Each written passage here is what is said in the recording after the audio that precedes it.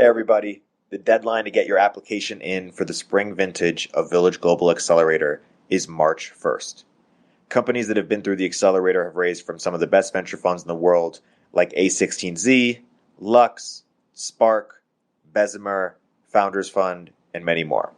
Learn more and apply at villageglobal.vc/accelerator. Hey everybody, it's Erik Torenberg, co-founder, partner of Village Global, a network-driven venture firm. And this is Venture Stories, a podcast covering topics relating to tech and business with world-leading experts.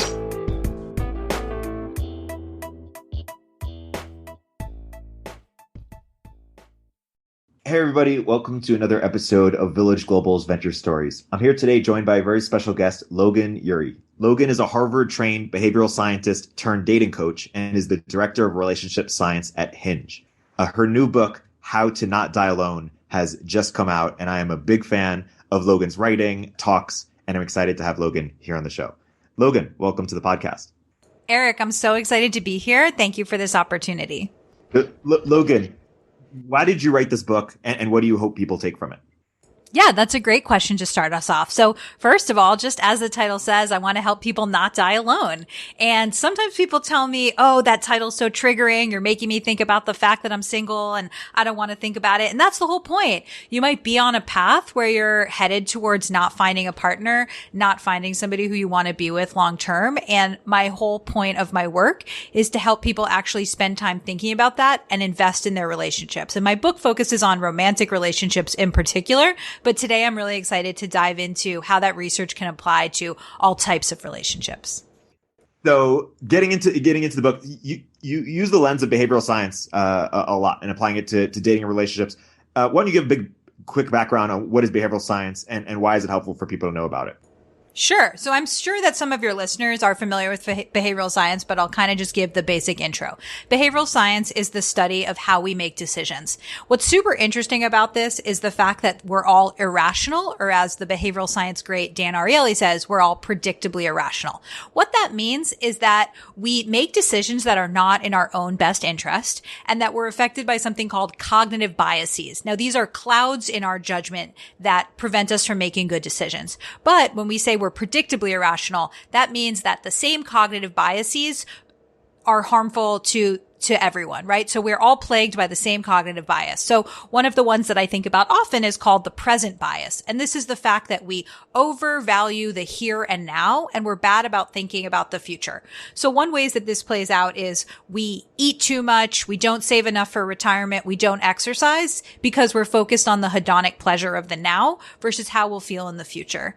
And so for my book, I take the frame that behavioral science is all about understanding our poor decision making. And then there's actually a toolkit. There's a bunch of things that you can use that help you understand, okay, I'm aware of this bad decision making. How can I actually change my behavior to get to where I want to be? And so my philosophy is that a great relationship is the culmination of a series of small decisions. Make good decisions along the way and you end up in a great relationship. Make bad decisions along the way and you end up in a bad relationship or no relationship at all. So what I really want people to do is to actually be thoughtful and intentional at each step of the way, make better decisions, understand their blind spots, and that's how they'll overcome their bad behavior.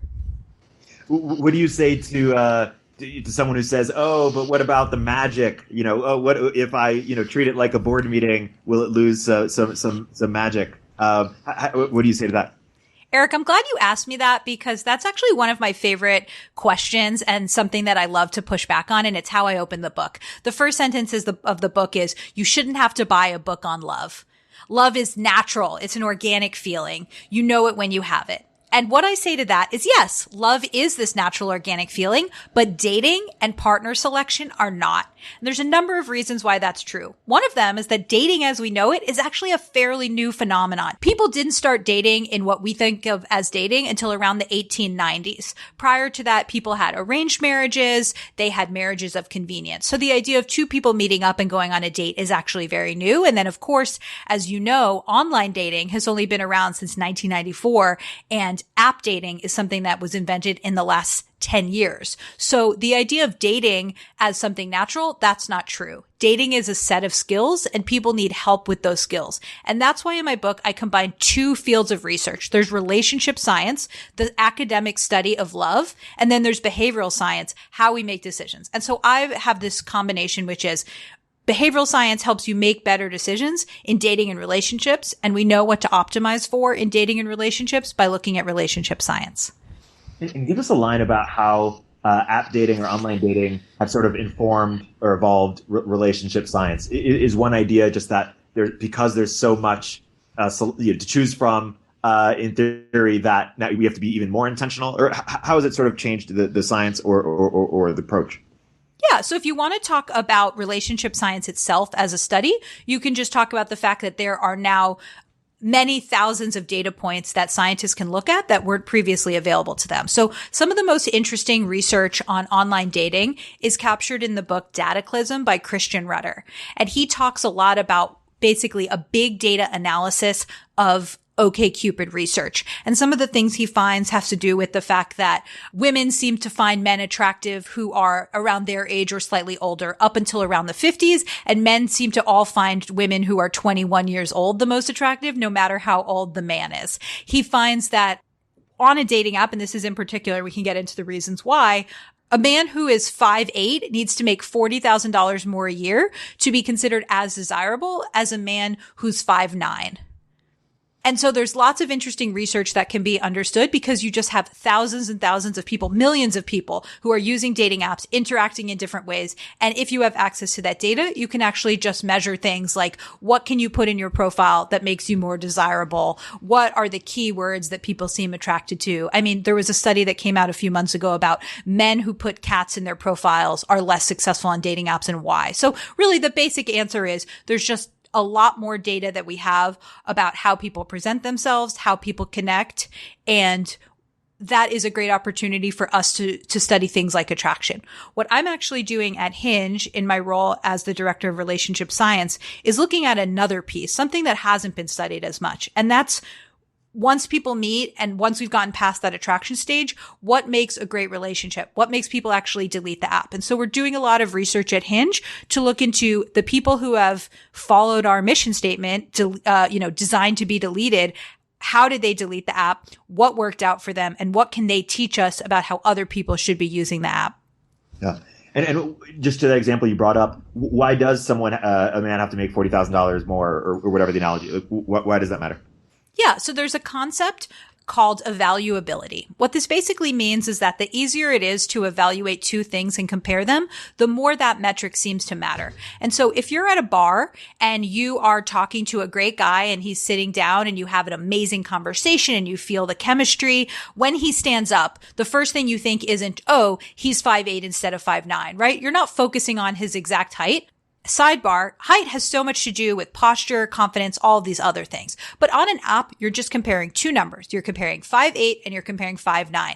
And you in your head start to think that these numbers are more important just because they're there. And this has to do with the concept that Dan Ariely says is what measures is what matters. Merely measuring something makes it more important. This is why when you start measuring things like frequent flyer miles, people start optimizing for that. Whatever data you present, people are going to optimize for it. And dating apps are able to present some of the more superficial information, things like height and age. One other thing I would say about that is that many people set filters. And so if your filter is set for 5'9" and above, it's going to be hard for that 5'8" guy to shine through. And that's another reason why we see this large discrepancy in $40,000 to be seen as desirable.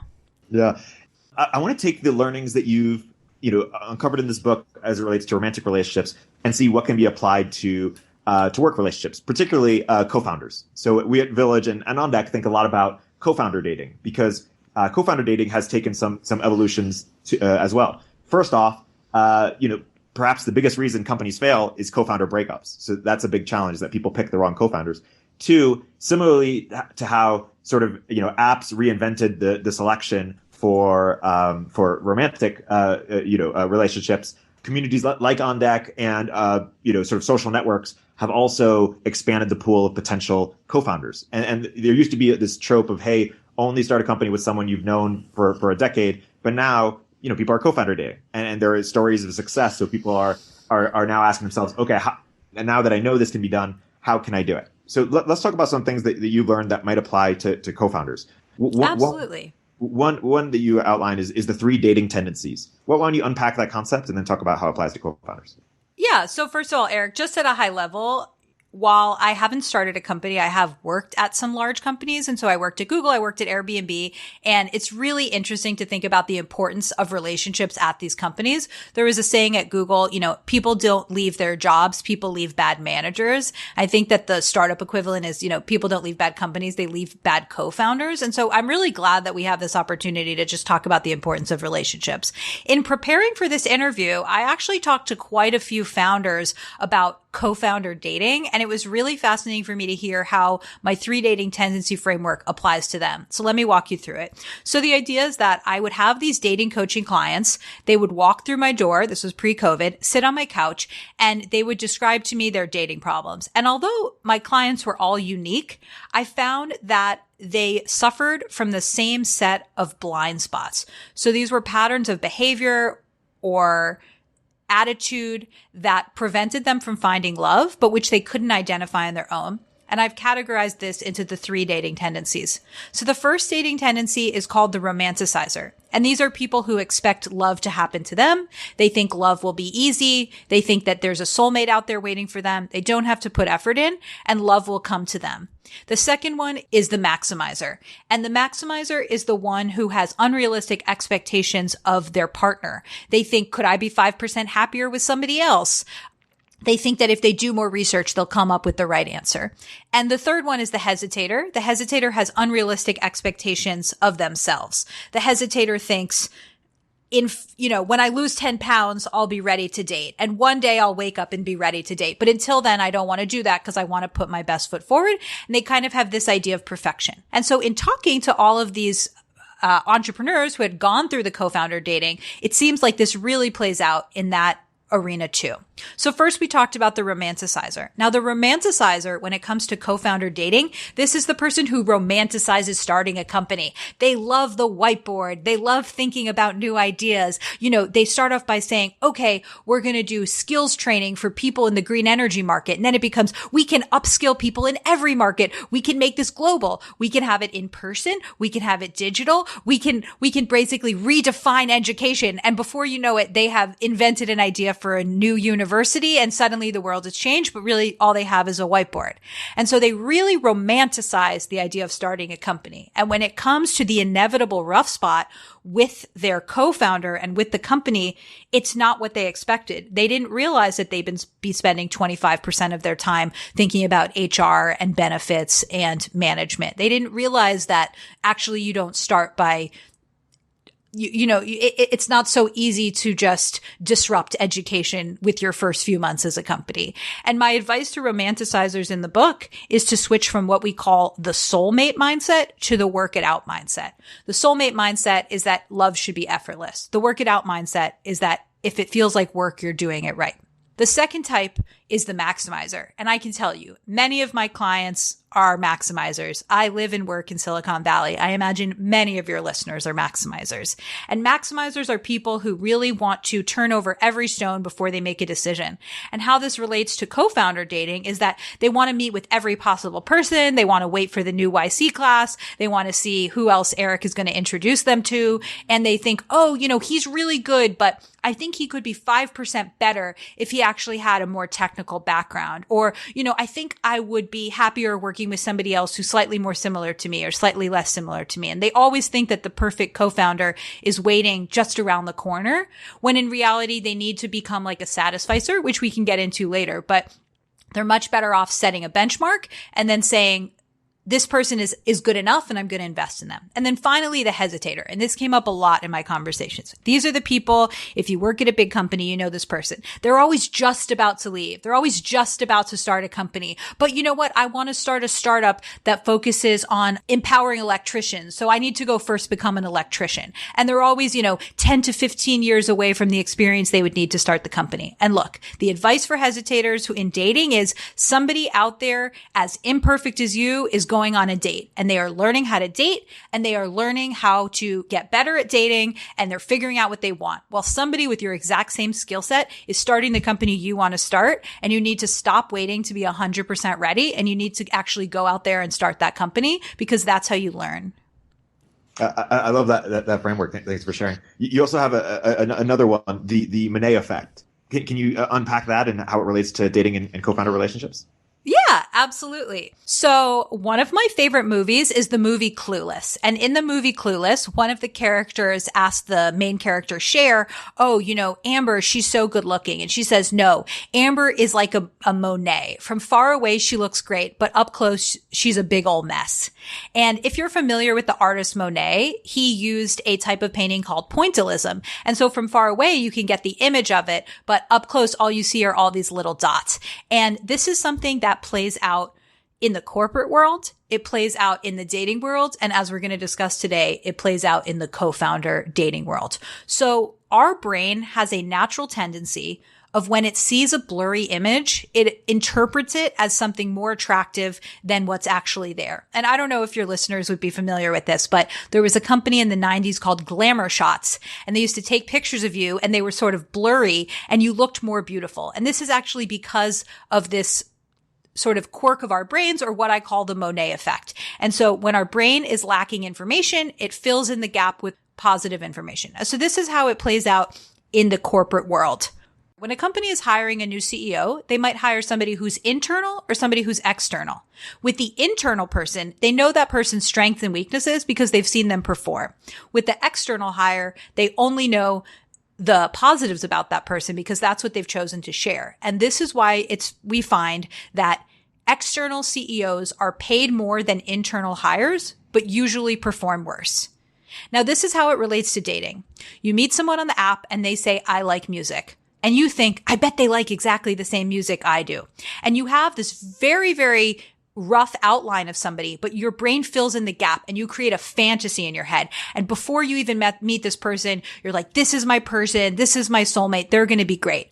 Then you actually meet the person. And even if they are great, they are not the fantasy you had of them because that's something that you made up. So you're not even interested in them because they're different than the idea that you created in your head.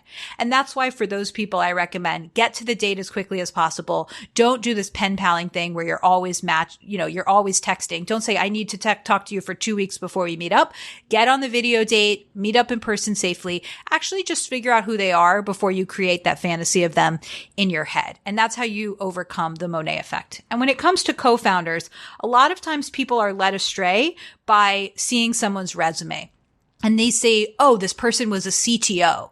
When they meet up with them, they find out, yeah, they were the CTO of a company that their friends started in college, and that was for one summer. And they actually really don't know what a CTO does. And so understanding that seeing the resume, the written bullet points of somebody, that's really a rough outline of them. And as someone who's going through co-founder dating, my best advice for you is to actually just get to the quote unquote date as soon as possible. And that means talking to the person, figuring out who they really are.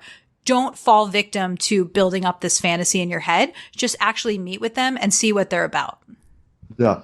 So let's talk about criteria in terms of when they meet with them, what should they be evaluating from one thing we advise at On Deck from just a pure skills perspective is somebody who helps you de-risk the business. So if you're doing, something that's technical and in healthcare, ideally a team would have both the technical competence, but then also the healthcare relationships or ability to build those relationships such that they can, have an unfair advantage in building this company. But that's the first thing we have people look for. But second is people who align on just first principles of how to build a company, how they want to run a company, what success looks like, are they aligned, values aligned? How do they handle certain situations? How do they communicate? I'm curious, just broadly, when you think about criteria, whether it's on the romantic front, what are things that we can learn about how you advise there for how people should think about co-founder dating?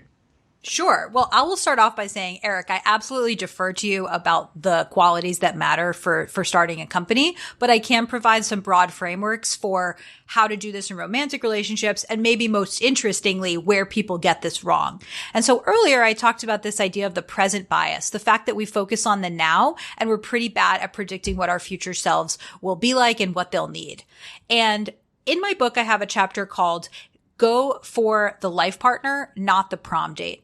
So what is a prom date? A prom date is somebody who would be fun to dance with. Maybe you want to sleep with at the end of the night, would look good in pictures, but you're not really worrying about if they're going to be reliable in picking up your kids from the dentist or if they'll hold your purse in the oncology unit. And so a lot of people go for the person who's fun now as opposed to the life partner, the person who's reliable and has the qualities that matter. And the way that I know that people go after the wrong stuff is that in my work as a dating coach and a matchmaker, people come to me and say, here's what I'm looking for. And oftentimes the qualities that they are really most interested in are not correlated with long-term relationship success. So just to run through those quickly, good looks and money. Of course, they both matter, but there's something called adaptation. We get used to whatever's around us, right? So behind every hot person is a person sick of having sex with them. And behind every rich person is probably someone who's sick of driving their Ferrari. So people really do get used to their circumstances. The third one is similar personalities. People come to me and say, I'm so extroverted. I love to party. I wish my girlfriend were a night owl and stayed out with me till 3 a.m. And I say, no, you're basically too much as it is. Two of you in one relationship would be way too much. I can barely stand hanging out with you. No, I don't say that last part, but anyway, you don't need to have the same personality as your partner, and you don't need to have the same hobbies. If you love being a triathlete and your partner doesn't, that's fine, as long as you create enough space in the relationship to invest in them and you don't resent them for having that hobby. Now, here are the things that matter more than people think they do, and this comes from the field of relationship science. Things like having a growth mindset, being kind, being emotionally stable, being loyal, being able to make hard decisions together, and what side of you that person brings out. And as I say that list, I think all of those would be good for co-founders as they're thinking about things. And so what happens is you get distracted by the shiny stuff. You get distracted by the college the person went to, the fact that they had a really successful exit, the fact that they're part of some networking group that would probably be an easy way to fundraise. But those aren't the things that are going to matter day to day. The things that are going to matter day to day is, if the company does poorly and you're running out of money, is this the person that you want next to you as you're deciding if you have to let people go? Is this the person whose reputation you want associated with yours? Is this a person with the growth mindset? In other words, do they look at life as something where skills are things that you can develop and grow over time, or do they think you're given what you're given and you can't change? Because honestly, working with people with a fixed mindset is very frustrating. And so I would encourage people, as people are starting the co-founder dating journey, they should think about the fact that they're going to be distracted by the shiny things and instead make a list of what really matters. And Erik, this is probably something that you know more about than I do, but by making that list and sticking to it and including things like a person with whom I could make hard decisions, they're likely to be less tempted to choose that shiny person and maybe instead choose what I call the slow burn, the person who's not as charming or immediately attractive, but grows on you over time. And those make the best partners, both in romantic relationships and business relationships. I totally agree with the slow burn, especially because any successful company is going to take many years, if not decades, to build, and so it needs to be there for the long haul. I want to return to something you brought up earlier. You talked about maximizers, and then you also talked about satisficers. Can you sort of unpack the difference there and why one might be happier as a satisficer? Absolutely. So this is a concept that comes from the sociologist Herbert Simon in the 1950s. And the idea is that there's two types of people. There are people who divide people into two types of people and those who don't. Just kidding. Well, that's also true. But anyway, I'm one of the people that likes to divide people into 2 or 4 types of people, or 3. So the first is the maximizer. So as I discussed, the maximizer is someone who wants to turn over every stone. They want to do all of their research. They believe that there is an objective right answer, and that if they do research and see the total set, they can get to the right decision. The second type is a satisficer. And this is a person who sets a bar. They have expectations. And once they find something that satisfies those expectations, then they choose it and accept it and invest in it. And people often hear the word satisfice and they think settle. Oh, satisfice or settle. That's not true at all. You can set an extremely high bar. The point is that once you find someone or something that fulfills that bar, you choose it, invest in it, and move on. And this is the key thing about maximizers versus satisficers. Maximizers are focused on making the objective right decision, but even once they make a decision, they often wonder if they made the correct one, and they worry, oh, should I have done this? Should I have done that? Satisficers make great decisions and they feel good about them. And so this is the thing. What is more important, to be right or to be happy? And satisficers are so wise because they're much better at being happy, because how you feel about the decision, your subjective experience, is so much more important than the objective decision itself. What are steps one can take in order to become more of a satisficer? So there's a really interesting mathematical riddle called the secretary problem. Are you familiar with that? Only by reading your work, but I wouldn't be able to. Sure. So this is a concept that I learned about through the book Algorithms to Live By. And I want all of your listeners to imagine that they are hiring a secretary, and this should specifically be a male secretary. I hope nobody's just stereotyping here. But anyway, everyone can be a secretary, or maybe we should call this the admin problem. But the idea is that you're hiring for a secretary and you have 100 possible candidates. You need to evaluate each one at a time. After you've talked to each person, you say yes or no, and you can't go back. And so what's hard about this is, do you go through a few people and make the decision too early and you don't know what's left? What if you wait until the 97th person and you don't like anyone and you should have gone with someone earlier? And so what the mathematically correct solution is the 37% mark. After you've gone through 37% of your possible candidates, in this case, 37 secretaries, then you say who was the best candidate of the first 37. And that is now your meaningful benchmark. And then you look forward, and the next time that you find someone who's as good or better than that person, that's who you choose. And so how you apply this to dating is interesting. You don't know how many quote unquote applicants you're going to have, but you might estimate how long you'll be dating. So let's say you're going to date from the years of age 18 to 40. Then what's the 37% mark? And it's the age of 26.1. So by the age of 26, you have likely already dated somebody who's that meaningful benchmark. And now you should marry or invest in the next person who's as good or better than that meaningful benchmark.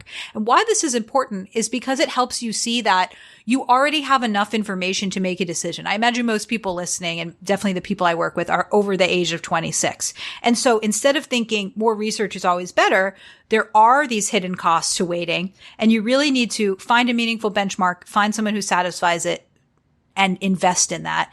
And I think how this applies to co-founder dating is that so many of us are maximizers. We think we can research our way to the best solution, and instead realize so much of success is the effort you put into something versus choosing the perfect partner. And so the sooner you can find someone great and invest in building a relationship or a company, the better. Yeah. That makes a lot of sense. I want to talk about breakups and what we can learn from romantic relationships to co-founder dating. So in the book, you talk about when to end things versus when to mend things. Why don't you unpack your frameworks about when to end versus when to mend? Absolutely. So first of all, I'm really glad you asked me about this. I think the breakup research in the book is one of the most intriguing parts. It doesn't come up enough, but honestly, one of the best ways to get into a great relationship is by getting out of a bad or mediocre one. And I never thought that I would be a breakup consultant. That's just a random thing that I invented, but people really do come to me a lot to decide, should I end it or mend it? And going back to categorizing people into two categories, there's a framework here that I've come up with called ditchers or hitchers. So ditchers are people who don't invest in relationships. These are the people who date for 3 to 6 months. They find something wrong with the person and they get out of it. And they're always in a series of new relationships. And what's wrong with these people's thinking is something called the transition rule. And this is the idea that we think that the act of changing from one state to another is how it will feel to actually be in that state.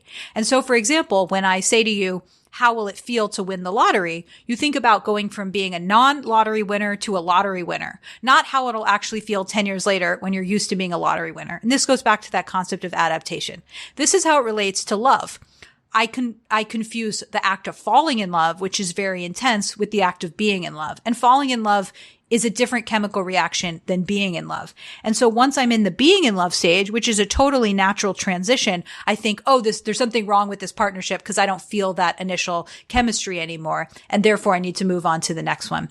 And so my advice to ditchers is to actually see what it's like to give relationships a chance, realize that they are underestimating the opportunity cost of learning how to be in a relationship, and see what it's like when they choose a different path. The other type of person is the hitcher. And these are people who stay in relationships past their expiration date. Two of the cognitive biases behind these people are the sunk cost fallacy and loss aversion. So sunk cost fallacy is the idea that you throw good money after bad.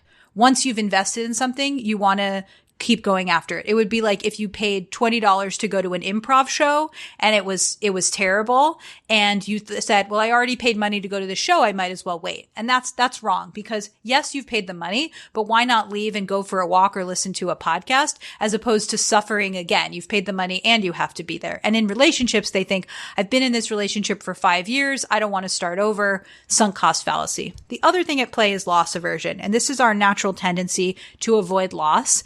And the work of Daniel Kahneman and Amos Tversky found that people actually experience loss as twice as painful as the equivalent gain. So basically, the pain that you would feel from losing $100, you'd have to gain $200 to feel the equivalent pleasure. And so what that means here is that people are so afraid of losing a relationship, even if it's not a good one. And what I recommend hitchers do is to understand that there might be a great relationship waiting for them on the other side. And that by not making a decision, they are making a decision. And so how this might relate to co-founders, and Erik, I would truly love to hear your opinion on this, is I imagine there are some people out there that either keep starting companies or keep imagining starting companies, but then they give up on their co-founder or their idea too soon. And what these people should really do is just choose a person, invest, and see what opens up for them when they actually really dedicate their time and energy to one project.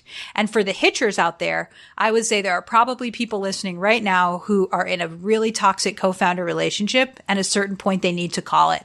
And what I'd say to those people is, you imagine that you're on a road and that you're going straight ahead, and that's the status quo, and that it would be a really sharp turn to the right to get out of that co-founder relationship. Instead, imagine you're at a T-junction. To the right is staying in the partnership, and to the left is breaking up with your co-founder. And suddenly you understand that you have two choices to make, and that staying is also a choice. I think that's a great perspective. I think a lot of things do overlap. I think one slight nuance I would add is this idea that if you are, serious about entering a committed relationship, and you determine that this person is not your person you're dating is not the long-term fit, it's probably best to save your time and save that person's time and go find someone who could be a long-person fit. Whereas if you could be serious about building a big company, ready to commit, but also have an idea in the back of your mind that, hey, this co-founder might actually be good for 1 year, might actually be good for 2 years, like might be the perfect person for right now, but as you scale, might not be, and you could sort of hit that decision when you come to it, because there are sort of many founding moments within a company, and it sort of needs change over time. Erik, I think that that's a great point, and I'm thinking of some analogies to dating. So for some people, they might be pretty young, and they might say, like, I want to get a bunch of different experiences. I'm not ready for a long-term partner. I'm going to date this opera singer for a year because it's super interesting and she travels all the time, and I actually want to be in a less serious relationship, and I don't care about dating someone right now who I would marry. But for a lot of people, they do need to make that transition from the prom date to the life partner, especially if we're talking about women and women who want to have children through natural childbirth or, give birth to their own children by a certain age. They do need at some point to take themselves more seriously and to say, I don't have to marry this person, but I don't want to date someone who I actively wouldn't marry. And so I think you're making a good point, which is that in a career, you're going to have a lot of different jobs. You're going to have a lot of different co-founders potentially. You might learn from somebody for a year, and that stages of dating are like that. But if you are someone who's interested in a monogamous long-term partner, you need to have a different framework. Okay, so that's some great advice on how to think about when to end it versus when to mend. How about when you've decided you need to end it? The time is now. What is your advice on how to do that successfully? Yes. So through my research at Hinge, one thing has really become clear, which is how bad people are about ghosting. And so in our research, we found that ghosting is the number one issue among modern daters. And there is a key reason why. For people who ghost, they think, oh, it's so awkward to reject someone. And I wouldn't want to give them an outright rejection because that might hurt their feelings. And it's pretty awkward to reject someone. So they're sort of saving themselves from confrontation. When you actually ask daters, would you prefer to be rejected or, ghosted or slow faded? Overwhelmingly, 86% of people say, reject me outright, I'd already know. And this is the key insight, Erik, which is that people do not like swimming in ambiguity. People like having certainty. And so if you go back and forth for days or months or years wondering, is this the right romantic partner? Is this the right co-founder partner? You're really wasting somebody's time. And if you decide that actually you want to end things, you should do it as soon as possible because that's the most respectful thing to do. And so to avoid ghosting, I recommend that people send a kind but firm text, depending on how long you've been with someone. If not, you should do it on the phone or in person. And you say something like, I've given this a little, well, this would be the text. Something like, hey, so-and-so, I really enjoyed meeting you. I don't think we're a romantic fit. Thanks for the date. And if it's someone that you've been dating longer, obviously you're going to say it in person and put more effort into it. But the whole point, the underlying thing is this kind but firm and doing it as soon as possible. And people who are out there saying, well, I don't know, and I want to keep my options open, that's really a flawed concept. Throughout the book, I talk about the fact that we are bad at predicting our future states. We are bad at what's called affective forecasting, predicting how different situations will affect us. And so one of the things is that humans love optionality. They love the ability to make reversible decisions. But there's some really interesting research that shows we are much happier when we have irreversible decisions. And so if you're wondering whether to keep the door open or keep the door closed, I would recommend ending that relationship, doing it in a kind but firm way, and actually saving that person from the ambiguity. That's really helpful. I want to zoom out and ask a question back to romantic relationships, but it affects everybody listening, which is this idea of, or this question: how do you balance a busy career and a fulfilling romantic life? How do you advise and think about that balance? Because you work with a lot of very busy people. Yeah. So there's so many different ways that I could take this question. I think part of it is just understanding why a fulfilling romantic life matters. And so the research shows that our health, happiness, and overall life satisfaction hinge on the quality of our relationships. So we are not just talking about fluffy stuff. We are talking about the stuff that really matters in life. And if you're familiar with this concept of deathbed regrets, nobody on their deathbed says, I wish I had been better at Excel. I wish I had, had a slightly higher carry with my first investment. That's not what people are thinking about. People are saying, I wish I had a close relationship with my mother. I wish that I had spent more time with my kids. I wish I had invested more in my partner. And so people intuitively know that, but I don't think that they necessarily prioritize it. And so part of my answer is just invest in your relationship. Understand that partnerships are very fulfilling. And if you have a vision that I have these ambitious career goals and I don't have time for a relationship and that would only take up time, you're sort of missing the point because relationships don't just take from you, they also give to you. And being in partnership and getting feedback and having someone who's invested in your success and who celebrates the good things and is there with you through the failures, that person is going to make you more successful. And Erik, I can talk about my personal life, but I've been with my now husband for the last 6 years. And through being with him, he's my rock. He's my support. And that meant that I could go from this safe tech job to actually quitting my job, pursuing my passion for dating and relationships full time. And he really has given me the courage to take this leap. And he's not a distraction. He's enabling me and empowering me to fulfill, my career ambitions. And so I have a feeling that a lot of people listening, they've got the busy career down, right? They know how to work hard. They have the productivity hacks. They read Atomic Habits. That's not the problem. The problem is that they are potentially not investing enough time into their relationships. And so for everyone listening right now, what is one thing that you could actually do today to invest in your relationship? Is that sending a text to an old friend for a catch-up phone call? Is it telling your partner, if you have one thing that you're grateful for? And really, if you are a productive, ambitious, career-oriented person, that part's going to come natural to you. What you really need to do is create time and energy in your life to invest in relationships. Yeah, that's a great note to close on. I want to have a couple more questions. One is, throughout the book, you mention the Gottmans a lot, John and Julie Gottman. Why don't you unpack who they are, their major contribution, and how we can apply their research to business relationships? Sure. Yeah. I'm really glad you brought them up. They are some of my heroes, and I consider them the forefather and foremother of relationship science. So John Gottman is a really fascinating guy. He's basically been studying romantic relationships for the last 40 years. And he and his partner, Robert Levinson, they ran something called the Love Lab. And so what they would do is they would invite a couple in for the weekend, and they would measure everything. They had cameras all over. They had microphones. They had something called a jiggleometer, which is a thing under a chair to see how much you're moving around. They would even measure the urine in the toilet. And of course, all of this was, completely understood by the people participating. But what they were doing was they were studying how different couples interact. And so they had a series of things that they would measure, and they were marking facial expressions, all of these different things. 6 years later, they followed up with these couples, and some couples were what they called relationship masters, and they were really killing it in the relationship department. And some were called relationship disasters. They had either ended their relationship or they were together unhappily. And when they looked back at the original research from the Love Lab, the thing that stood out to them most was this idea of a bid. And a bid is a verbal or nonverbal attempt at connection.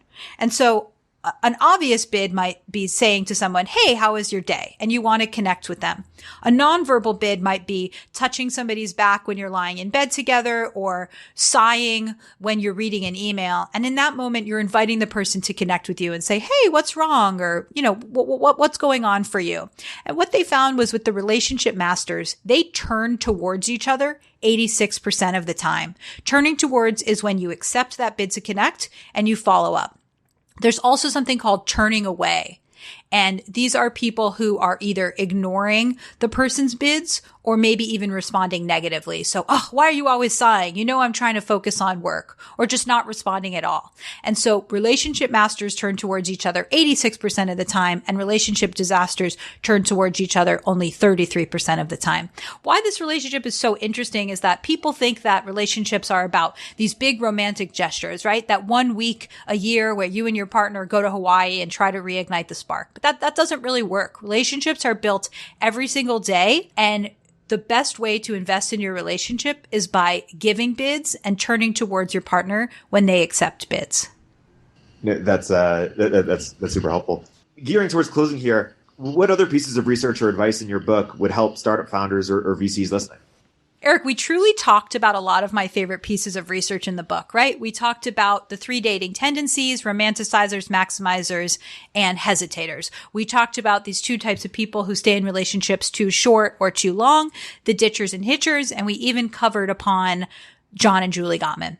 But one piece of research that comes to mind that your listeners might be interested in is a concept from behavioral science called the peak end rule. And this is research from Daniel Kahneman. And so he basically looked at people who were getting colonoscopies. And he found that people actually prefer colonoscopies that are slightly longer, but end in a less painful way. And the idea here is that we disproportionately remember things based on the peak moment and the end. So with that in mind, for a date, you should always end on a high note. And that might mean ending with a meaningful compliment or ordering dessert. And, we're doing this on Zoom, so I can't order dessert, but I'll end by saying, "Erik, thanks for all the great work that you do in the world. Thanks for the great community building, and thanks for being a great friend." That's a perfect place to end on. Thank you, Logan. The book is How to Not Die Alone. I've read it. I highly enjoyed it and have learned a lot from it. And I recommend that you buy it as well. Logan, where can people find it or learn more about your work? Yeah, so the book is available where all great books are sold. It's on Amazon. There's a Kindle version. There's an audiobook that I read. So if you liked the sound of my voice today, then buy the audiobook. If you hated the sound of my voice today, then the Kindle or hardcover is available to you. If you don't like Amazon, there's lots of independent booksellers where you could get this. And people can follow me at Logan Ury, and they can also go to my website, loganury.com, where they can take their own version of the 3 dating tendencies quiz. Awesome. Thank you so much. Thank you.